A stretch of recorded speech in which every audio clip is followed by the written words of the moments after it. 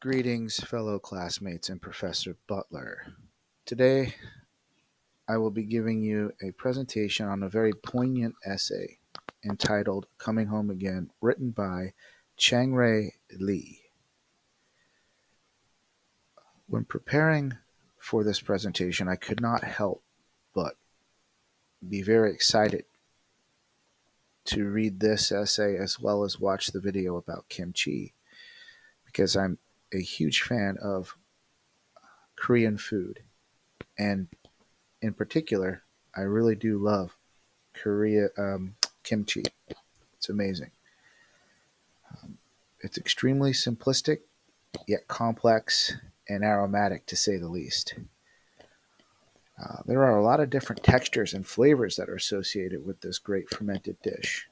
And as we learn in this presentation, the author Lee does a wonderful job of encapsulating food, the love of food and culture through his relationship with his mother. And there are a few key moments we can explore as we go over Lee's essay and connect them to those key elements of family, food, and identity. Thank you. As we have learned in this essay, Coming Home Again, Lee returns to his childhood home to care for his ailing mother, who has a terminal illness that is progressively getting worse. So Lee takes on the role of a caretaker and cook for his family. His father and sister are also living with them as well. In Coming Home Again, Lee describes making dishes like spicy codfish stew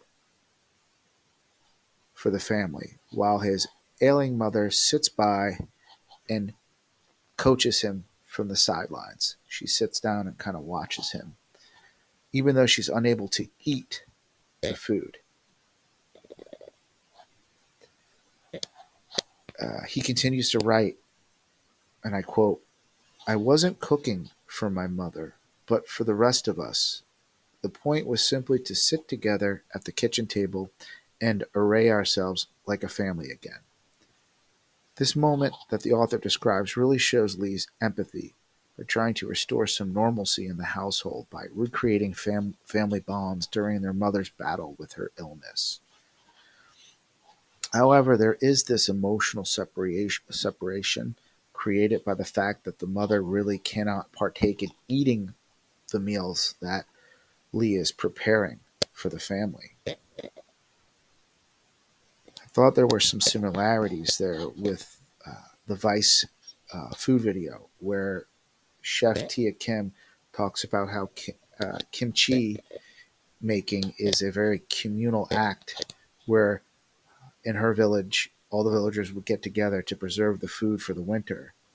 It was once again, this explains how in this Korean culture food preparation is very in line with how families bond together through food. There was another moment in the book. The author Lee retells how he learned to cook by watching his mother in the kitchen prepare dishes like kalbi. As Lee describes, she methodically butterflied the flesh, then sifted sugar into the crevices with her pinched fingers. This moment symbolizes a very personal connection between the mother and son through the mother's artistry of cooking and how enamored Lee was watching her, even though she wanted him to go outside and play or to do his homework. He would rather be in the kitchen with his mother, watching. Lee's mother would also say, quote, "The meat needs the bone nearby to borrow its richness," which signifies, in a way, that a parent can enrich their child's life, right? Even without them knowing it at the time. And that later on in life, as an adult, Lee would go on to preserve this legacy of his mother even after she passed away. Another really emotional scene in the essay was the moment where the family gets together for New Year's Eve, and because the mother can't eat the foods that he's normally preparing, Lee decides to make bite-sized pieces of finger foods, hoping that this would help spark his mother's appetite. But unfortunately, his mother struggled to eat and eventually spit out the salmon toast that he prepared. Lee recalls the mother says, "Oh, it's very good," which is sad because Lee felt, was sort of upset that she wasn't able to enjoy the food. And her son that he spent, all day preparing. And this really does symbolize a moment of connection, but also that disconnection, because Lee is trying to express his love to his mother through cooking, like when his mother would express her love through cooking for him when he would come home from boarding school. Though this was a heartbreaking moment to be for the reader, one can only imagine how difficult it could be have been for the son to see his mother wither away those last few months before she passed. I know for some people this could be a sad moment, especially if you lost a loved one to cancer or another terminal illness. The one amazing thing about this passage was that they got to spend one last special meal together. The mother even got to sip some champagne to ring in the new year, and for a split second, it was like everything was normal again.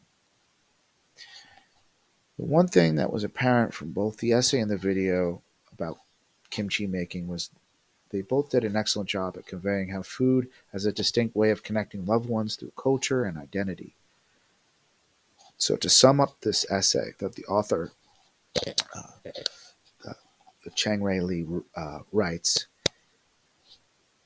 he says it best in his own words, and I will retell it here. Whenever I cook, I find myself working just as she would. End quote. Which is a wonderful way to carry on a family tradition and to honor loved ones that have passed on. After reading this essay, one could see themselves reaching out to learn more about their own food culture and asking how to prepare a favorite dish they might have had growing up and learn how to cook it. Because one day you might look back and remember a time when it was not just about the food, but the love that went into making the food. Thank you for taking the time to listen to my audio presentation.